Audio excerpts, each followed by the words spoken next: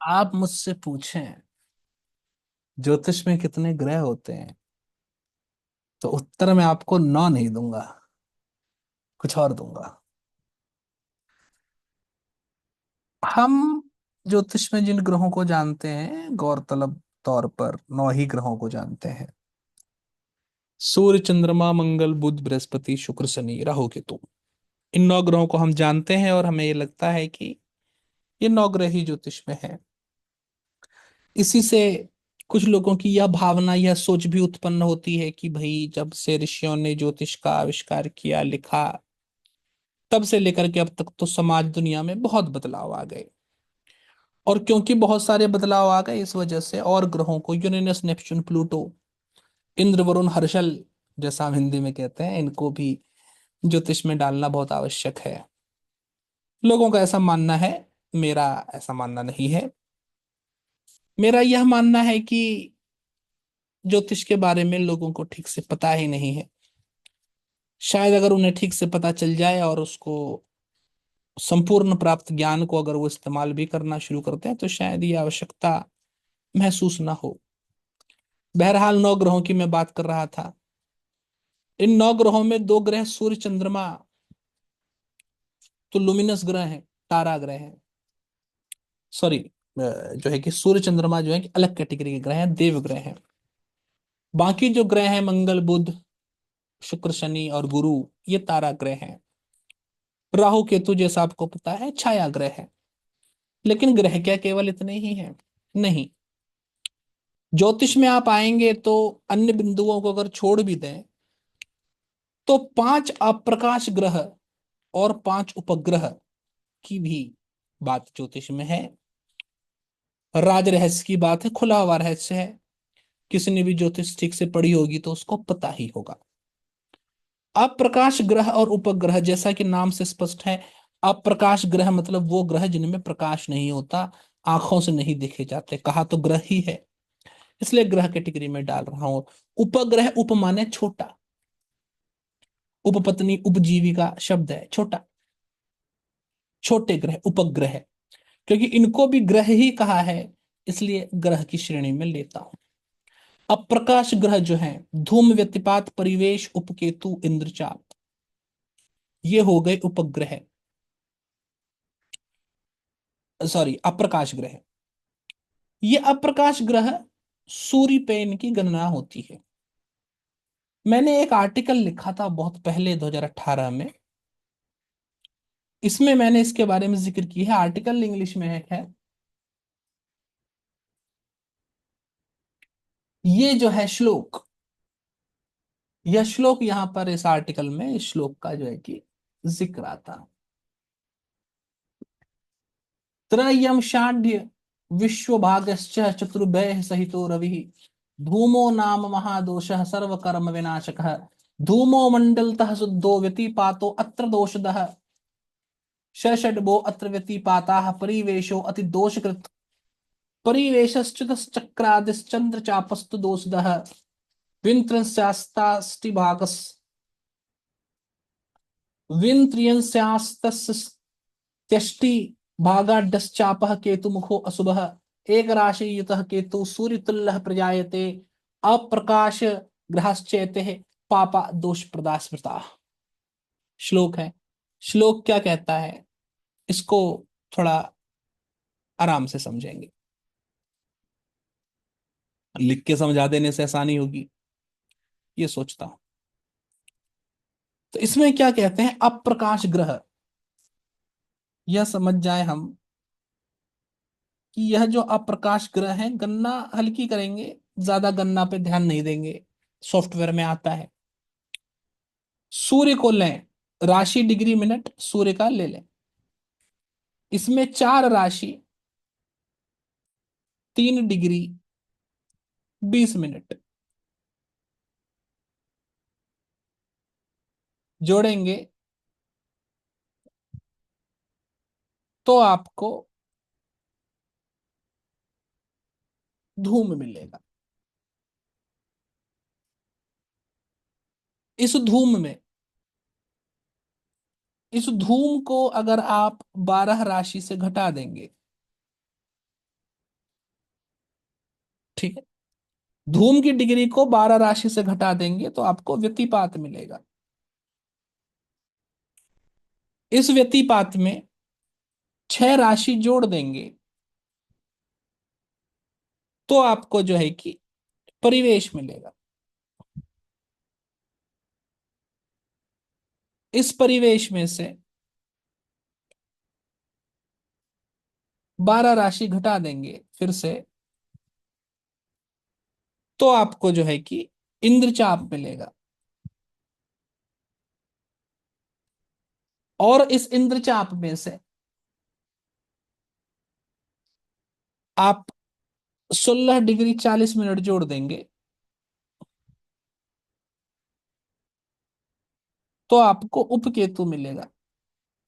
और इस उपकेतु में आप एक राशि जोड़ेंगे तो आपको सूर्य की डिग्री वापस मिल जाएगी। ये गणना चेक करने का तरीका हो गया।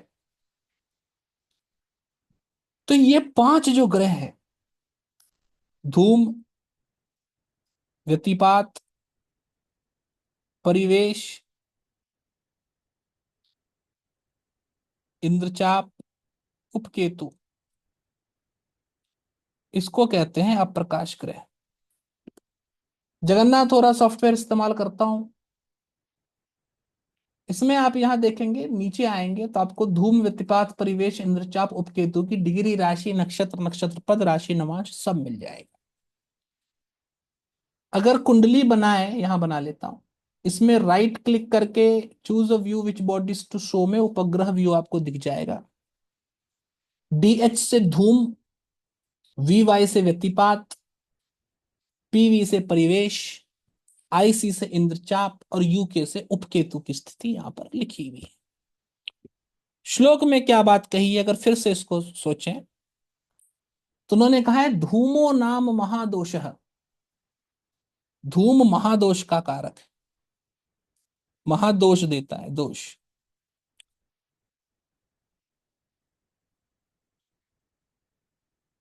व्यतिपात को कहा है दोषदः, व्यतिपातो अत्र दोषदः, परिवेशो अति दोषकृत,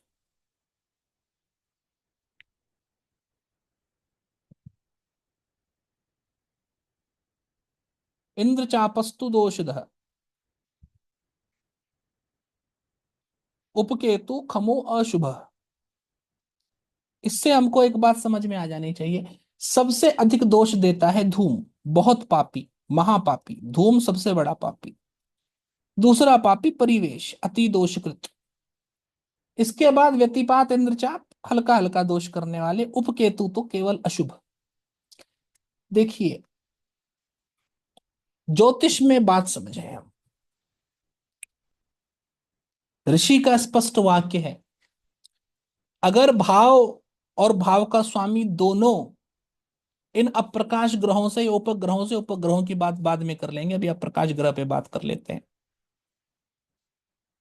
अप्रकाश ग्रह और उपग्रह से अगर भाव और भाव का स्वामी दोनों अगर पीड़ित हो तो भाव के फल का नाश होता है। ऋषि वाक्य। जैसे कि माने इस ही कुंडली को ले लेते हैं, आप यहां पर देखेंगे चतुर्थ भाव में उपकेतु जो है कि यहां पर द्वितीय भाव में बैठा है, परिवेश द्वादश भाव में बैठा है, इंद्रचाप लग्न में बैठे हैं, व्यतिपात षष्ठ भाव में बैठे हैं और धूम सप्तम भाव में बैठे हैं। इस कुंडली में ऐसा नहीं हो रहा है कि भाव और भाव का स्वामी दोनों इन अप्रकाश ग्रहों से संबंधित हो। अगर ऐसा होता है तो ऐसा होने के मामले में उस अप्रकाश ग्रह के बहुत ही खराब फल व्यक्ति को भोगने पड़ते हैं। भाव के फल का नाश हो जाता है, ऐसा कहा है, तो भाव के फल की बर्बादी आप समझें। भाव का फल तो गया, खराब हुआ। इस बात को समझ लिया जाए। कुछ कुंडलियों में ऐसा होगा, लेकिन जिसमें ऐसा होता है उसमें फल बहुत खराब होते हैं। एक और बात कही है, सूर्य इंदु लग्न गे स्वेशु, वंशायु ज्ञान नाशनम इति धूमादि दोषानाम स्थिति पद्मासनोदिता। सूर्य इंदु लग्नेश्वेषु, सूर्य इंदु माने चंद्रमा, लग्नेश्वेषु लग्नेश, वंश आयु ज्ञान नाशनम इति, सूर्य वंश का, चंद्रमा आयु का और लग्नेश ज्ञान का, धूम आदि दोषा नाम स्थिति। सूर्य चंद्रमा और लग्न अगर धूम आदि दोषों के साथ बैठे हो, धूम आदि दोष माने धूम सबसे पापी, फिर परिवेश, इंद्रचाप, व्यतिपात, आखिर में उपकेतु, सूर्य के साथ बैठे हो तो वंश का नाश करते हैं। वंश का नाश करते हैं माने व्यक्ति के संतान नहीं होती तो वंश का नाश होता है, व्यक्ति कुल वंश को अपमान इत्यादि लाता है। चंद्रमा के साथ बैठे हो तो आयु का नाश करता है, क्योंकि चंद्रमा आयु का कारक है, सूर्य वंश का कारक है। और लग्नेश के साथ बैठे हो, लग्नेश को पीड़ित करें तो ज्ञान का नाश करते हैं, विद्या बुद्धि का नाश करते हैं। तो समझ इसमें से ये बात आती है कि जिस ग्रह के साथ बैठे हो उस ग्रह का जो कारकत्व होता है उस कारकत्व का नाश करते हैं, विशेष तौर से धूम नाश करते हैं। ऋषि वाक्य तो यहां तक भी है कि सप्तम भाव में अगर धूम बैठा हो तो व्यक्ति का विवाह नहीं होता, विवाह हो जाए तो विवाह से रंच मात्र भी सुख नहीं होता, भाव के फल का नाश करते हैं। तो इस कुंडली में देखें, इसमें एक बात समझ ली जाए, केवल भाव में बैठा होने से कुछ विशेष समस्याकारी हो ऐसा महसूस नहीं होता। एक भाव में बैठा हो दूसरे को भावेश पीड़ित कर दे तो फल विशेष तौर पे खराब हो जाता है, फल का विशेष तौर पे नाश हो जाता है, ये एक बात हो गई। अगर किसी ग्रह के साथ बैठे हो तो ग्रह का जो कारकत्व है उसका नाश करते हैं, ये तीसरी बात हो गई। तो यहां इस कुंडली में हम जो देख पा रहे हैं, सप्तम भाव में धूम बैठा है। धूम जैसा कि मैंने बोला कि जिस भाव धूम पर्टिकुलरली, धूम खास करके क्योंकि विशेष तौर पे बर्बादी का कारक है, धूम को महादोष और परिवेश को अति दोष की दो बातें कह दी। तो मैंने अपने अनुभव में ये पाया है, थंब रूल मान लें कि धूम और परिवेश जिस भाव में बैठे होंगे उस भाव से जुड़े हुए फल का बड़ा नाश कर देते हैं। जैसा कि हम हर एक पाप ग्रह के बारे में लेते हैं, तृतीय षष्ठ दशम एकादश भाव में पाप ग्रह अच्छा होता है, तो धूम परिवेश के बारे में भी ये बात हो गई कि तृतीय षष्ठ दशम एकादश भाव में धूम या परिवेश बैठे हों तो ठीक फल है, अन्यथा जिस भी भाव में बैठेंगे उस भाव के फल का नाश करेंगे। मान ले लग्न है तो बुद्धि का, ज्ञान का, मान सम्मान का, आयु का ह्रास करेगा। द्वितीय भाव में बैठा है तो धन का नाश करेगा, आंखों का नाश करेगा, परिवार का नाश करेगा, संतान इत्यादि पैदा करने में दिक्कत होगी। तृतीय भाव में तो फल अच्छा ही है, आयु, आरोग्य, सुख, प्रभाव, प्रभुत्व इत्यादि देगा। चतुर्थ भाव में बैठा हो तो घर का, वाहन का, माता का सुख का नाश करेगा।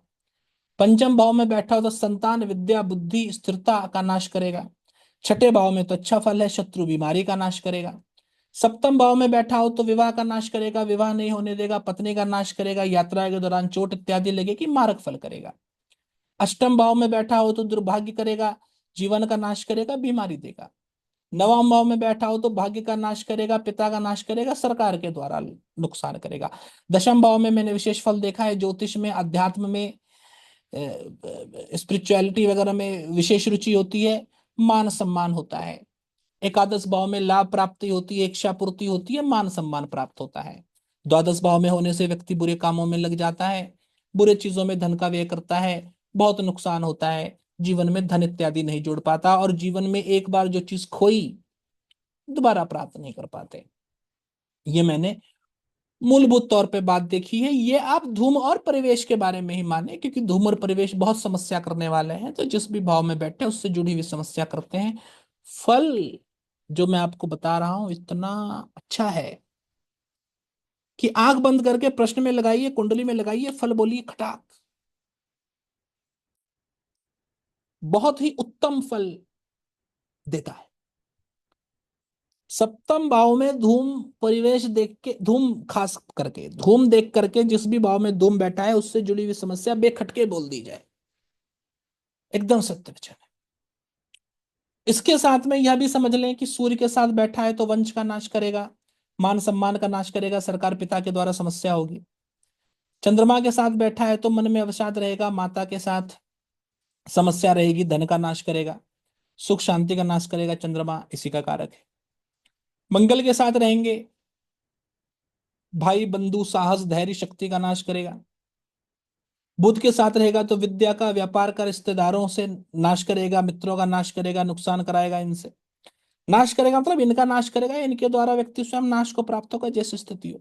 गुरु के साथ हो तो संतान का, विद्या बुद्धि का, समझ का, आस्था का नाश करेगा। शुक्र के साथ हो तो पत्नी का, वैवाहिक जीवन का, सुख शांति का, वाहन इत्यादि का नाश करेगा। शनि के साथ बैठा हो तो नौकरों के द्वारा मान सम्मान का, समाज में इज्जत का नाश करेगा। राहु केतु के साथ बैठा हो तो राहु दादा दादी, केतु नाना नानी इत्यादि दिखाते हैं, उन सब के द्वारा नाश करेगा। जंगल जंगली जंतुओं के द्वारा व्यक्ति नाश को प्राप्त होगा, ऐसा फल कहना चाहिए। तो इस पत्रिका में, पत्रिका की बात कर रहे थे, इस पत्रिका में क्योंकि सप्तम भाव में धूम बैठा है तो वैवाहिक जीवन खराब है, ऐसा बेखटके बोल दिया जाए। परिवेश द्वादश भाव में बैठा है तो बुरी संगति में रहना, बुरी चीजों में धन खर्च करना, मोक्ष ना होना, जीवन में ऐसा काम करना जिससे व्यक्ति अधोगति को प्राप्त होगा। ये दो बातें तो मुख्य तौर पे कह दी जा सकती है। उपकेतु ज्यादा कोई समस्या करने वाला नहीं है, बुध चंद्रमा के साथ बैठा है, थोड़ा नटखट सा ही है उपकेतु, मैं तो ऑलमोस्ट अच्छा ही मान के चलता हूं। बुध और चंद्रमा जिस राशि में बैठे हैं उसमें उपकेतु बैठा है तो ठीक है, कोई खास समस्या अगर ऐसा नहीं है, ठीक है ना। उपकेतु का रोल वहां जरूर आ जाता अगर भाव में भी कोई अप्रकाश ग्रह बैठा होता और भावेश के साथ उपकेतु बैठा होता तो समस्या होती। लेकिन आप देखेंगे बुध की जो राशियां हैं उसमें परिवेश बैठा है, अब यहां मामला गड़बड़ हो, क्योंकि बुध की राशि में परिवेश बैठा है जो कि एक अप्रकाश ग्रह है और बुध के साथ उपकेतु बैठा है, तो अब बुध की स्थिति इसने बहुत खराब कर दी। अन्यथा उपकेतु समस्या नहीं करता, लेकिन यहां पर क्योंकि भाव में परिवेश बैठा है और भावेश के साथ जो है कि क्योंकि उपकेतु बैठा है तो द्वादश भाव के फल का विशेष तौर पे नाश हुआ। द्वादश भाव के फल नाश होने का ये मतलब ना समझ लें जैसा अन्य लोग समझते हैं खर्चे का नाश हो गया तो फायदा ही फायदा, ना ना ना। बहुत खर्च करने से व्यक्ति का नाश हो गया, इतना धन का नाश हो गया कि रोजमर्रा के जीवन खर्चे लायक, खाना पानी लायक तक भी पैसा नहीं बचा, ये नाश हो गया समझे। द्वादश भाव के नाश होने से नेत्र, बाया नेत्र दिखाता है, बाएं नेत्र का नाश हो गया। पैर दर्शाता है, पैरों का नाश हो गया। यात्रा दर्शाता है, आदमी कहीं यात्रा करने लायक, मुंह दिखाने लायक नहीं बचा, इतने भी पैसे नहीं रहे कि किसी के पास जाकर के मदद मांग सके, इस प्रकार का नाश समझे। कभी भी देखिए ये प्रवृत्ति लोगों की है, इसी से विपरीत राजयोग बन गया है ना, कि बुरे बुरा प्रभाव हो जाता है, बुरे भाव पे तो लोग समझते हैं अच्छा फल हो गया, अरे कैसे अच्छा फल हो गया, नहीं ऐसे नहीं ज्योतिष काम करती है, बुरा फल हुआ मतलब और बुरा फल बोले। तो इस वजह से यहाँ पर उपकेतु समस्या कारक है। लेकिन देखिए चंद्रमा की जो राशि, चंद्रमा की राशि में यमकंटक और अर्धप्रहर बैठा है, यमकंटक और अर्धप्रहर जो है कि उपग्रह है, अप्रकाश ग्रह नहीं है, ठीक है। इस वजह से चंद्रमा के फल का नाश जो है कि नहीं करेगा, ये समझ लें इसमें आप थोड़ा, ये बात समझने की। तो उपकेतु की बात हो गई, इसी मामले में हमने परिवेश को भी समझ लिया, परिवेश का अन्यथा भी फल खराब था। इंद्रचाप लग्न में बैठा है लेकिन लग्नेश शुक्र के साथ कोई नहीं बैठा, तो लग्न के फल का नाश नहीं होता, और इंद्रचाप वैसे कुछ खास समस्याकारी नहीं है तो कोई दिक्कत नहीं। व्यतिपात की जहां तक बात करेंगे, व्यतिपात छठे भाव में बैठा है लेकिन षष्ठेश गुरु जो है वो अष्टम भाव में बैठा है और अष्टम भाव में किसी अप्रकाश ग्रह के साथ नहीं है, तो व्यतिपात भी यहाँ पर समस्या कारक नहीं हुआ। तो इस कुंडली में विश्लेषण करके हम ये बात समझे कि धूम के सप्तम भाव में होने से विवाह में समस्या, और द्वादश भाव में परिवेश होने से और द्वादशेश के साथ उपकेतु होने से द्वादश भाव के फल का तो बहुत ही अधिक विनाश हो गया, जिसकी वजह से कुंडली में बहुत ही समस्या बन के आ गई। इस प्रकार से इन ग्रहों का विश्लेषण किया जाए और विश्लेषण के अनुसार फल समझा जाए। यहां पर क्योंकि धूम और परिवेश किसी ग्रह के साथ युति में नहीं है, इसलिए ग्रह के अनुसार बुरा फल नहीं कह रहा हूं, अन्यथा पहले जैसा बताया ग्रह के कारकत्व से संबंधित बुरा फल भी कहना ही चाहिए, कहना ही है, इसको आप समझ लें। भाव अनुसार फल, भाव अनुसार फल इन ग्रहों का दिया हुआ है, संक्षेप में इन फल को समझ लेते हैं।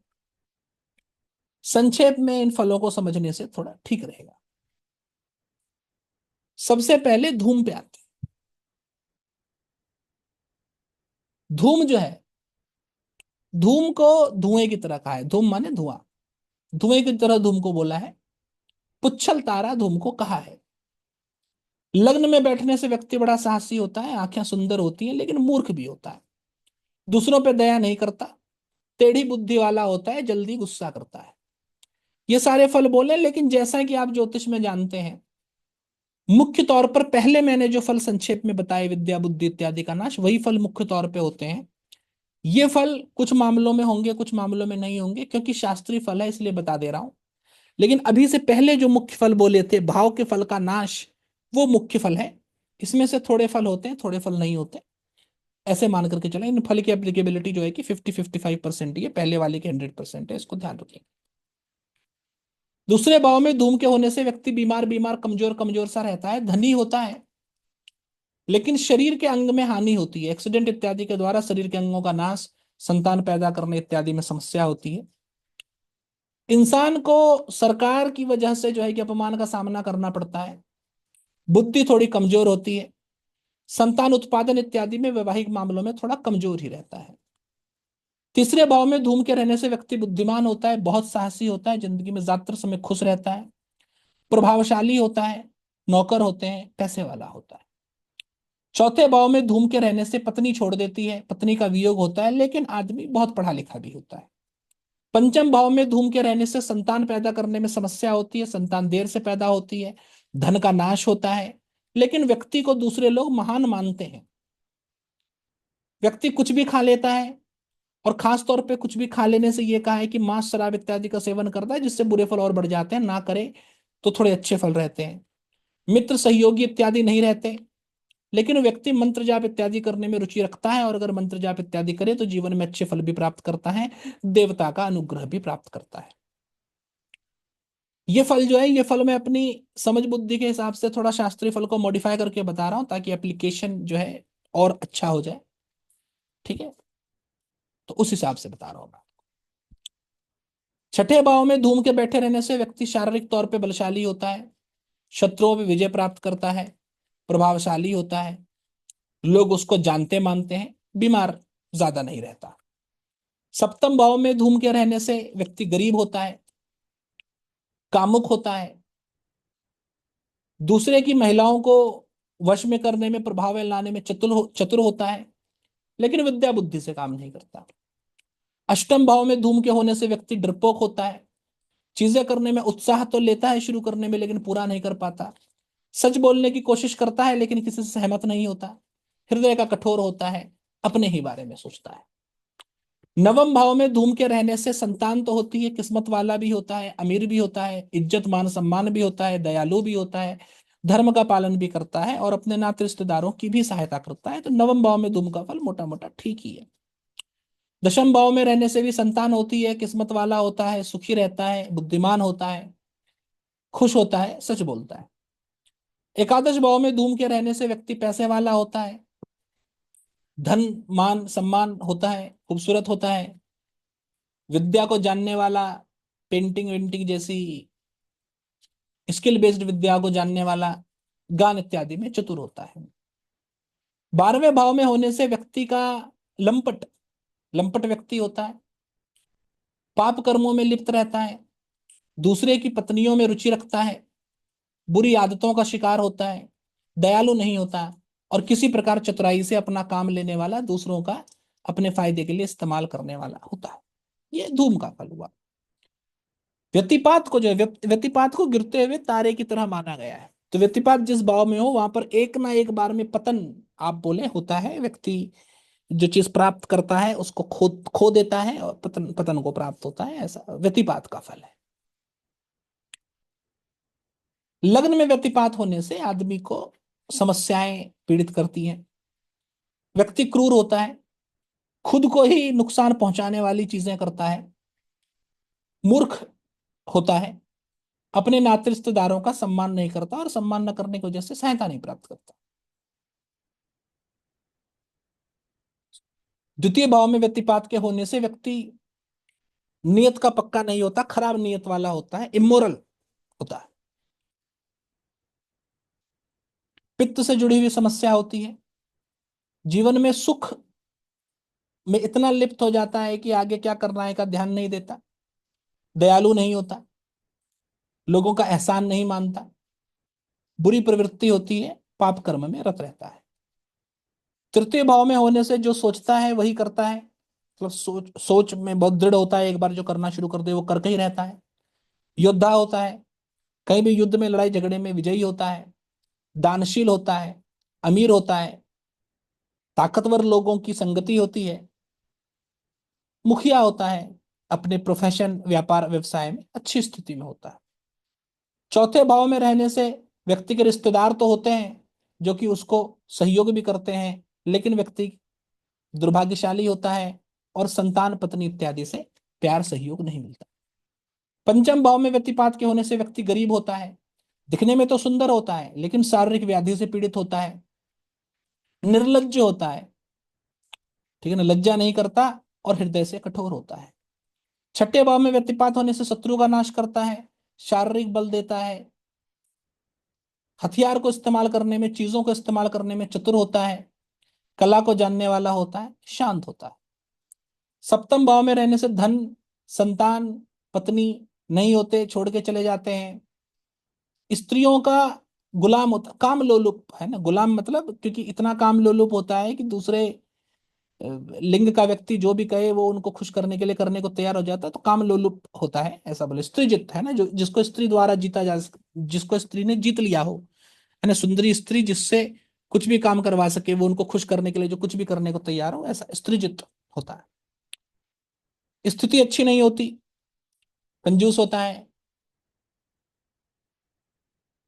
निर्लज, निर्लजता को प्राप्त होता है। व्यवहार तो दूसरों से दोस्ताना होता है लेकिन ये बुरी प्रवृत्तियां होती हैं। अष्टम भाव में रहने से आंखों की समस्या होती है, व्यक्ति दिखने में सुंदर नहीं होता, दुर्भाग्यशाली होता है, भले लोगों की, अच्छे लोगों की बुराई चुगली करता है, खून से जुड़ी हुई समस्या होती है।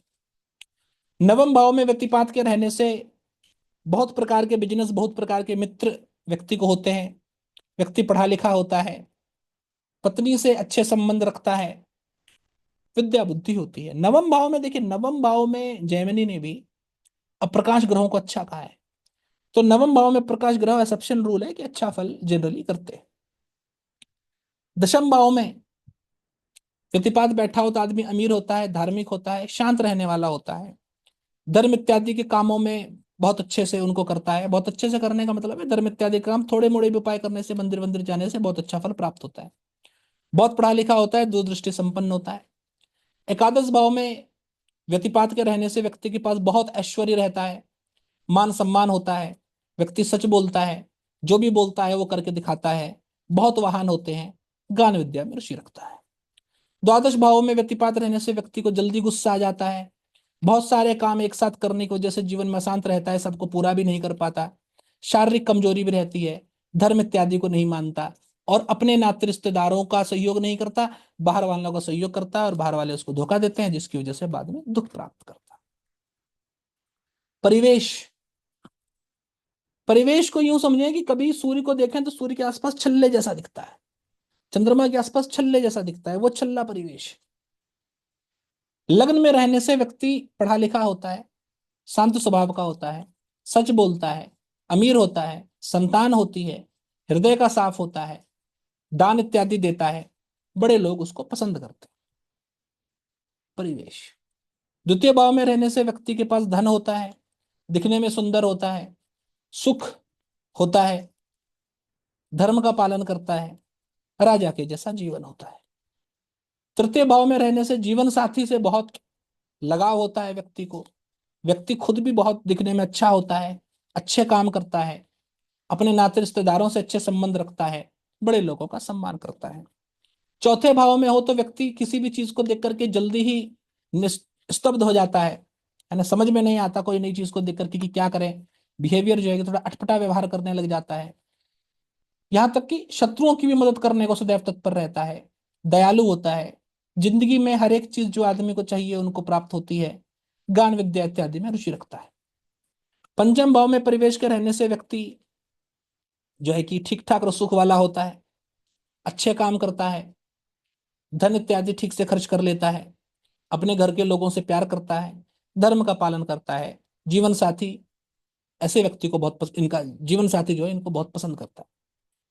छठे भाव में रहने से व्यक्ति लोगों के बीच में जाना माना होता है, अमीर होता है, सुख के साधन संतान इत्यादि व्यक्ति को होते हैं, सबकी मदद करता है, शत्रुओं पे विजय प्राप्त करता है। सप्तम भाव में परिवेश के होने से संतान बहुत कम होती है, देर से होती है, सुख जीवन में नहीं रहता, बुद्धि निम्न स्तर की ही होती है, हृदय से कठोर होता है, जीवन साथी भी जीवन में समस्याओं का सामना करते हैं, जिस वजह से कुछ खास मदद व्यक्ति की नहीं कर पाते। अष्टम भाव में परिवेश के रहने से अध्यात्म विद्या में रुचि तो होती है, व्यक्ति शांत भी होता है, शरीर भी बलशाली होता है, जो फैसले लेता है उस पर अडिग भी रहता है, धर्म का पालन भी करता है, व्यवहार में भी अच्छा होता है। नवम भाव में परिवेश के रहने से संतान होती है, व्यक्ति सुखी होता है, चेहरे पे तेज होता है, बहुत धन इत्यादि होता है, काम विकार बहुत ज्यादा नहीं होता, व्यक्ति को मान सम्मान होता है और जीवन में थोड़े में भी संतोष करने वाला व्यक्ति होता है। दशम भाव के परिवेश दशम भाव में परिवेश हो तो कला में रुचि होती है, व्यक्ति जिंदगी को मजे से जीने का शौकीन होता है, शरीर बलशाली होता है, ताकतवर होता है, बीमारियां ज्यादा नहीं होती, शास्त्र को जानने वाला होता है। एकादश भाव के परिवेश एकादश भाव में परिवेश होने से व्यक्ति को स्त्रियों के द्वारा विशेष तौर पर लाभ होता है, व्यक्ति शुभ कर्म करता है, बुद्धिमान होता है, अपने लोगों द्वारा पसंद किया जाता है, पेट से जुड़ी हुई थोड़ी समस्याएं होती है। 12वें भाव में परिवेश के रहने से व्यक्ति बहुत खर्चीला होता है, जीवन में दुखी रहता है, जो फैसला लेता है उस पर अडिग तो रहता है, लेकिन बड़ों का मान सम्मान ना करने की वजह से जिंदगी में दुख प्राप्त करता है। इंद्रचाप जो है, इंद्रचाप इंद्रधनुष को कहते हैं, रेनबो, इसको इंद्रचाप कहते हैं, रेनबो के जैसा माना गया। लग्न में हो तो व्यक्ति के पास धन, धान्य, सोना चांदी, हीरे जवाहरात रहते हैं, व्यक्ति दूसरे का एहसान मानने वाला होता है, व्यक्ति का स्वभाव ऐसा होता है कि सब उससे जल्दी घुल मिल जाते हैं, ज्यादातर समय में बीमारी इत्यादि नहीं रहती। दूसरे भाव में इंद्रचाप होने से व्यक्ति ऐसी बातें बोलता है जिससे सब सहमत होते हैं, अमीर होता है, अच्छा स्वभाव होता है, पढ़ा लिखा होता है, सुंदर होता है, धर्म का पालन करने वाला होता है। तृतीय भाव में इंद्रचाप के रहने से व्यक्ति कंजूस होता है, बहुत सारी विद्याओं का जानने वाला होता है, लेकिन चोरी इत्यादि जैसे दुर्गुण भी होते हैं। संतान पैदा करने में कठिनाई आना, शरीर के अंगों में चोट लगना, शरीर के अंगों में घात ऐसा होता है, और ज्यादातर लोगों से इसके अच्छे संबंध नहीं होते। चौथे भाव में इंद्रचाप रहने से व्यक्ति सुखी होता है, वाहन, बहुत सारे वाहन और घर का लाभ होता है, व्यक्ति पैसे वाला होता है, धन धान्य होते हैं, बड़े लोगों के बीच में मान सम्मान प्राप्त करता है, जनरली जीवन में ज्यादा बीमार नहीं रहता। पंचम भाव में रहने से व्यक्ति बहुत प्रभावशाली होता है, दूरदृष्टा होता है, अच्छा स्वभाव होता है, लोग जल्दी ही उसकी बातों से सहमत हो जाते हैं, जो भी चीज करता है उसमें सफलता प्राप्त करता है। छठे भाव में इंद्रचाप के होने से शत्रुओं का व्यक्ति नाश करता है, जीवन में सुखी होता है, घर वालों को प्यार करता है, हृदय से साफ होता है, और जिंदगी में जो कुछ भी करता है उसमें बहुत सफलता प्राप्त करता है। सप्तम भाव में भी इंद्रचाप के होने से व्यक्ति अमीर होता है, सब प्रकार के अच्छे गुण उसमें होते हैं, शास्त्र को व्यक्ति जानता है, धर्म का पालन करता है, और लोग उसकी बातों से सहमत होते हैं। अष्टम भाव में इंद्रचाप रहने से व्यक्ति अपने काम में रुचि नहीं रखता, दूसरे के काम करता है, जिसकी वजह से अपने काम नहीं हो पाते और नुकसान जिंदगी में झेलता है।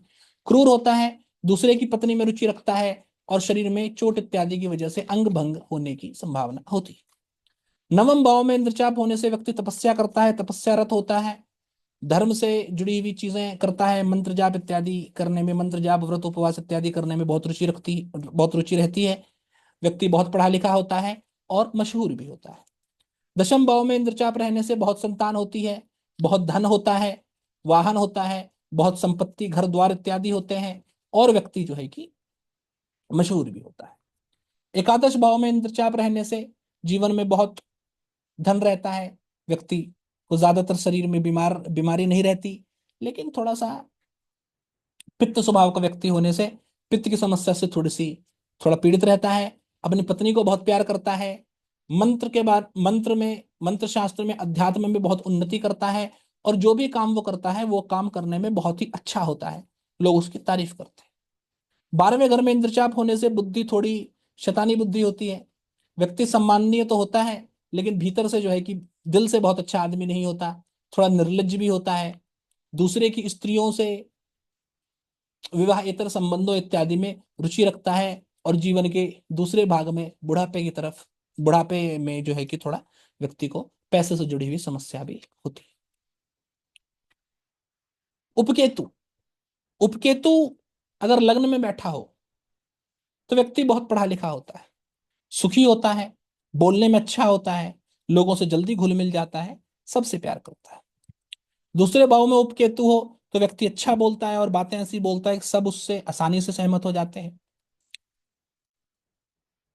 गद्य इत्यादि लिखने में, कविता वगैरह लिखने में बहुत अच्छा होता है, पढ़ा लिखा होता है, सम्माननीय होता है, और जीवन में सुख सुविधा के सारे साधन उसके पास होते हैं।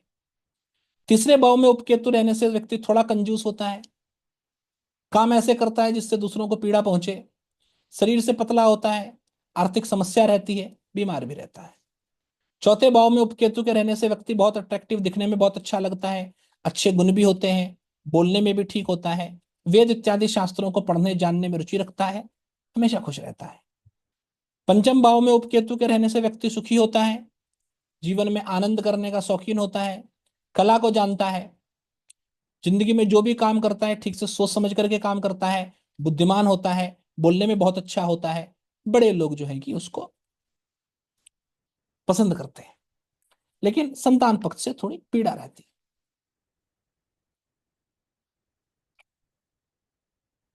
पंचम भाव में, छठे भाव में उपकेतु हो तो माता के रिश्तेदारों के लिए अच्छा नहीं होता, शत्रुओं में विजय प्राप्त करता है, बहुत रिश्तेदार व्यक्ति के खुद के होते हैं, व्यक्ति बहुत साहसी भी होता है, और जो वो करता है उसको वो ठीक से जानता भी है, लेकिन शत्रुओं की वजह से मानसिक पीड़ा रहती है। सप्तम भाव में हो तो व्यक्ति धूत जुआ पैसे सट्टे वट्टे का शौकीन होता है, जिसमें बहुत पैसे का नुकसान भी होता है, व्यक्ति थोड़ा लंपट भी होता है, बहुत कामासक्त भी होता है, जीवन में मजा करने की प्रवृत्ति का होता है, जिस वजह से धन इत्यादि का नुकसान भी करता है। प्रोस्टिट्यूट्स, वैश्याओं इत्यादि के साथ भी जो है कि संबंध रखता है, जिस वजह से कि व्यक्ति के शरीर में रोग इत्यादि होते हैं और शक्ति का क्षय होता है। अष्टम भाव में उपकेतु के रहने से व्यक्ति को बुरे काम करने में ज्यादा मजा आता है, अच्छे काम करने से उसको घृणा होती है, पापपूर्ण आचरण रहता है, बेशर्म प्रकार का व्यक्ति होता है, दूसरों पे इल्जाम डालता है, वैवाहिक जीवन का सुख नहीं होता, अपने घर वालों की जगह पर दूसरे का साथ देता है, और इन बुरे रास्तों पे चलने की वजह से जीवन में ऐसी स्थिति, ऐसी कभी कभी खराब स्थिति आ जाती है कि व्यक्ति के पास अपने आप को क्षति पहुंचाने के अलावा कोई और राह नहीं बचती है ना, मैं इसे मोडेस्ट मोडेस्ट शब्दों में कह रहा हूं। नवम भाव में उपकेतु के बैठने से व्यक्ति अगर धर्म अध्यात्म इत्यादि के एरियाज में हो, मतलब महंत वहंत या स्पिरिचुअलिटी वगैरह में अगर हो, अध्यात्म वगैरह में हो, तो महंत वहंत के लेवल तक बहुत ऊपर जो है कि पहुंचता है, व्यक्ति जीवन में सुखी रहता है, दूसरों की मदद करता है, धर्म अध्यात्म के कामों में व्यक्ति का बहुत ही अच्छी पकड़ होती है ना। लेकिन अपने अच्छे काम तो करता है, लेकिन दूसरे को जो है कि अच्छे काम करने के लिए प्रेरित नहीं करता, मतलब समझ रहे हैं? खुद ही लाभ उठाना चाहता है, दूसरों से अपनी चीजें, ज्ञान इत्यादि नहीं बांटना चाहता, ये थोड़ी खराबी। दशम भाव में उपकेतु के रहने से सुख होता है, व्यक्ति भाग्यशाली होता है, दूसरे महिलाएं जनरली ना ज्योतिष में पुरुष के प्रकार से हर प्रकार की चीज लिखी गई है, महिला हो तो पुरुष उसकी तरफ आकर्षित रहते हैं, पुरुष है तो महिला उसकी तरफ आकर्षित रहती है। व्यक्ति दानशील होता है, पढ़े लिखे लोगों के साथ दोस्त होता है, और उनकी सलाह मानने से जीवन में अच्छे फल भी प्राप्त करता है, लेकिन बहुत ही घुमंतु स्वभाव का होता है।